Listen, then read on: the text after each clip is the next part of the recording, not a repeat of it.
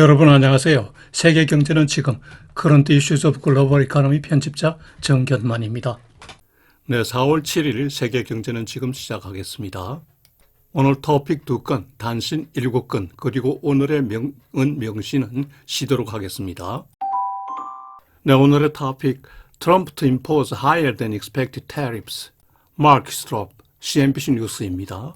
지난 수요일 오후 트럼프 대통령이 매우 공격적이고 광범위한 상호관세 reciprocal tariffs를 부과한다고 발표했습니다. 그 핵심 내용을 보면은 첫째, 전 세계 180개 이상 국가에 대해 최소 10% 한선의 기본관세 베이스라인 tariffs를 부과한다는 겁니다. 두 번째는 상호관세인데요. 미국 상품에 관세를 부과하면서 무역 흑자를 많이 내는 국가에 대해서 상호관세 reciprocal tariffs를 부과한다는 겁니다. 중국 상품에 대해서는 34%, EU에 대해서는 20%, 베트남에 대해서는 46%, 대만은 32%, 그리고 한국은 26% 등입니다. 그런데 중국에 대한 실제 관세는 종전 관세 20%를 포함하기 때문에 34 플러스 20에서 총 54%의 고율 관세를 부과하게 됩니다. 또 하나 한국의 경우에는 트럼프 설명 자료에는 25%로 되어 있으나 대통령 명령에는 26%로 되어 있습니다. 추후 확인 결과 26%가 맞다고 합니다. 아래 사진은 트럼프가 직접 국가별 상호 관세율표를 설명하는 모습입니다. 국가별 상호 관세율 산출 기준을 보면요. 기본 방향은 대미 수입 관세율뿐만 아니라 환율 조작에 따른 이득, 그리고 무역 장벽을 설치한 이득 등을 포함한다고 했습니다. 실제 산출식은 대미 무역 흑자 나누기 무역 거래액, 여기에 50%를 가한다는 겁니다. 왼쪽 그래프에 보면은 각 국가별로 나오고 가운데 줄이 대미 무역 흑자액 나누기 무역 거래액입니다. 오른쪽 줄이 그 앞에 산식에서 반을 나눈 겁니다. 앞으로 적용하게 될 상호 관세율입니다. 그런데 이 산식의 이론적 근거를 제공한 사람은 스테판 미란인데 대통령 경제자문위원회 회장이죠. 이 사람은 자산 운용사를 설립하고 그 회장을 역임했고요. 현재 마랄라고 아코드도 고안하고 있다고 합니다. 마랄라고 아코드는 1985년도에 그 플라자 어그리먼트에 준한 성격이라고 하는군요. 마랄라고 아코드가 현실이 되면은 또 한 번 큰 충격이 오겠죠. 상호관세 적용 국가의 일부 상품, 예를 들어서 의약품 등에 대해서는 상호관세가 면제됩니다. 트럼프는 곧 대상 의약품별로 세율을 결정하겠다고 했습니다. 그리고 구리, 반도체, 목재, 금괴, 에너지 및 미국에서 조달 불가한 광물에 대해서도 상호관세 적용이 면제됩니다. 그리고 이미 25% 관세를 적용 중인 철강, 알루미늄, 자동차 및 차 부품에 대해서도 상호관세가 적용되지 않고 25% 세율이 적용됩니다. 중국에 대한 실질 관세율 54%는 4월 9일부터 적용합니다. 모레까지는 현 관세율 20%를 적용한다는 거죠. 그리고 캐나다 및 멕시코에 대해서는 당분간 상호관세나 기본관세가 적용되지 않습니다. 이미 25% 관세를 부과하고 있기 때문인데요. 이 25% 관세는 양국으로부터 마약과 범죄가 미국으로 유입되지 않을 때 조정하겠다고 하네요. 협상 여지를 남겨둔 거죠. 참고로 유럽 내 최대 피해국은 슬로바키아라고 하네요. 슬로바키아는 인구 540만 명에 불과하지만 세계 최대 자동차 생산 단지가 있습니다. 기아차 등이 들어가 있습니다. 디트로이트 오브 유럽이라고도 하고요. 자동차 대미 수출이 주력 산업입니다. 트럼프 대통령은 이번 상호관세 부과를 국가 기념일로 치부했습니다. 자신이 운영한다고 할 수 있는 트루스 소셜 포스트에 리버레이션 데이 오브 아메리카라고도 명명하기도 하였습니다. 트럼프는 트루스 소셜 포스트에 나오는 자기 얼굴 사진을 성조기로 덮어가지고 놓죠. 다수 이코노미스트들은 관세가 이미 미국 경제에 경고 등을 표시하고 있다고 하였습니다. 이에 따라 많은 이코노미스트들이 최근 미국의 경제 성장 전망을 하향 조정하고 있죠. 인플레이션이 계속될 거고 그리고 나아가 스태그플레이션을 유발할 거라는 겁니다. 또 트럼프의 감세 등 재정 정책으로 리세션 진입 확률이 높아진다는 겁니다. 이미 미국 주식시장이 급락하고 있고 소비 심리가 크게 떨어졌습니다. 기업의 투자 심리도 연결되죠. 네, 두 번째 토픽은 중국이 미국 상품에 대해 34% 보복 관세를 단행하였다는 소식입니다. 지난 금요일 날 발표되었고요. 시행일자가 빠릅니다. 4월 10일부터 바로 시행합니다. 이로써 세계 2대 경제 대국 간의 무역 전쟁이 이제 본격화되는 거죠. 중국의 주장을 보면 미국의 고율 관세가 국제무역법에 위반되며 중국의 합법적 권리이 이익을 훼손한다는 겁니다. 30여 년간 미중 무역 불균형이 심화되어 왔는데요. 중국은 2000년 이래 대미 최대 무역 흑자국입니다. 작년도만 해도 중국의 대미 수출액이 미국의 대중 수출액의 3배였습니다. 오른쪽 하단 그래프는 미국의 대중 무역 수지 적자 추이입니다. 1989년 이래 꾸준히 증가하다가 최근 몇 년 사이 주춤하고 있죠. 트럼프 대통령은 취임 즉시 대중 10% 관세를 올렸죠. 추가 관세를 했습니다. 바이든 정부 때 10% 하다가 트럼프가 20%로 바로 올렸죠. 이제 상호 관세 34%를 포함해서 총 54%의 관세를 부과받게 됩니다. 이런 미국의 고율 관세에 대해서 중국은 즉각 보복에 나섰습니다. 과거보다 매우 강력합니다. 종전 보복은 좀 온건한 편이었죠. 그런데 이번 보복은 좀 다릅니다. 협상 없이 상호 관세에 대한 협상이 여지가 있었는데 협상 없이 즉각 강력 보복 단행을 한 거죠. 미국이 움찔했을 가능성이 있죠. 중국은 미국의 그 농산물, 연료 등 특정 부문을 주 타깃으로 삼았고요. 일부 전략 품목에 대해서는 수출 통제를 하게 됐습니다. 시 주석이 중국 경제가 트럼프 대통령의 향후 관세 정책에 충분히 대응할 수 있다는 판단을 했을 가능성이 있죠. 오판인지는 두고 봐야겠지만요. 중국이 보복 관세를 발표한 4월 4일은 중국의 4대 명절 중 하나인 청명절이었습니다. 성묘하는 날이죠. 한국의 한식일에 해당하지만은 중국은 이를 축제를 한다고 하네요. 영어로는 Tomb Sweeping Day Festival이라고 하네요. 중국은 또 다른 보복 조치도 내놓았습니다. 미국의 드론 제조사 등에 대해서 신뢰할 수 없는 회사라고 추가 지정하였습니다. 그리고 군수와 민수를 겸용하는 수출 통제 대상 미국 기업을 16개를 선정했습니다. 그리고 의료기 CT 엑스레이 튜브에 대한 반덤핑 조사를 시작하였습니다. 이번에도 7종의 히토류를 대미 수출 금지하는 데 포함하였습니다. 그리고 WTO 국제무역기구에 제소하였습니다.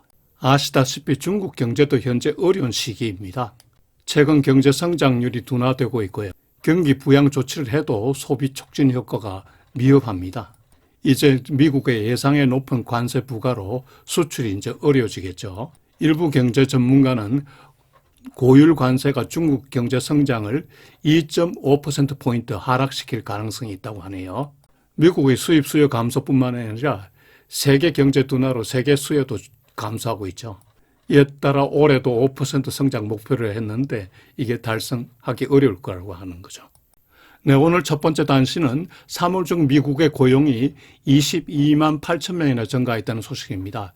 예상 14만 명보다 아주 좋았고요. 전월 11만 7천 명의 그 2배에 달했습니다.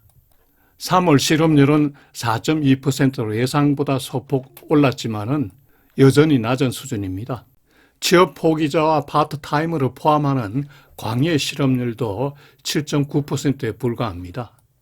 오른쪽 상단 그래프는 그 월별 고용 증가 인원수입니다.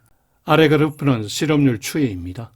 최근 그 1년간 4.0, 4.1, 4.2, 4.3%에서 머물고 있죠. 업종별 고용을 보면 건강관리가 5만 4천 명 가장 많이 증가했습니다. 최근에 건강관리 부문이 가장 많이 증가하고 있죠. 사회보조가 2만 4천 명, 소매 판매가 2만 4천 명, 운수창고비 2만 3천 명 증가했고요. 정부 부문은 오랜만에 4천 명 감소하였습니다. 그런데 도지 정부 효율성 부여에 의한 연방 공무원 해고자 수는 현재까지 27만 5천 명에 달합니다. 이들 중에 그 6개월 보상급여를 받는 사람이 많기 때문에 이분들은 실업자에 포함하지 않고 있다고 하네요. 그리고 이들 해고자 중 일부는 지방정부에서 흡수했고요. 즉 정부 부문 4천 명 감소가 실제로는 더 있을 거라는 거죠. 이번 고용 보고서를 보면은 미국 고용 시장이 여전히 still strong, 아주 강한 편입니다. 2월 달에는 고용이 부진했죠. 주식시장에서는 그 고용 견조라는 호재에도 불구하고 트럼프 관세 폭탄 영향으로 부진하였습니다. 국제 수익률도 트럼프 관세 폭탄으로 인한 경기 침체 우려로 국제 수익률이 하락하였습니다. 네, 두 번째 단신은 파월 연준 의장이 트럼프 테리프스가 인플레이션을 상승시키고 성장을 둔화시킬 것이라고 언급하였다는 소식인데요. 이런 상호 관세로 인한 높은 불확실성 때문에 금리를 내릴 수 없고 동결 중이라고 하였습니다. 상호 관세로 인한 임팩트가 확인될 때까지 금리 정책은 웨이트 앤 시를 유지하겠다는 거죠. 전문가들은 6월까지는 웨이트 앤 시 모드를 유지할 것으로 전망하였습니다. 그리고 파월 연준 의장은 연준의 임무가 물가 안정과 완전 고용임을 일부러 재천명하였습니다. 이 스피치는 트럼프 대통령이 파월 연준 의장에게 정치 노름 그만하고 금리를 내리라고 전한 직후에 발언한 겁니다. 파월 연준 의장은 선출 공무원, 즉 대통령 등이죠. 어떠한 응급에도 응답하지 않는 게 나의 관행, 프랙티스라고 발언하였습니다. 연준 의장의 강한 독립성 의지가 보이네요. 그리고 그는 트럼프 대통령의 관세는 예상보다 높은 수준이라고 말하면서 그 경제적 효과는 하이 인플레이션과 성장 둔화라고 하였습니다. 그 임팩트의 크기와 기간은 불확실하다고 하였습니다. 이러한 파월 의장의 스피치에 대해서 시장은 인플레이션보다 성장 둔화에 더 관심을 갖게 되었습니다. 성장이 둔화되면 6월부터 금리를 인하할 것으로 예상하는 거죠. 그리고 연내 최소 1%포인트까지 인하할 전망을 하네요. 이러한 시장의 평가는 CME 그룹의 그 패드워치 트래커에 당일 바로 반영되었습니다.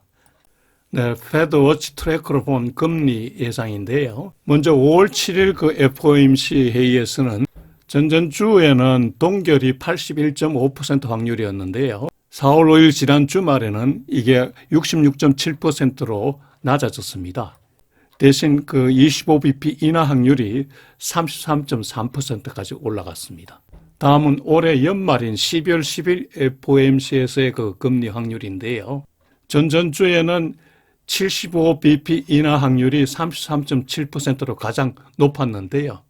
지난 주말에는 100bp 인하, 1%포인트 인하가 37.5%로 가장 많습니다.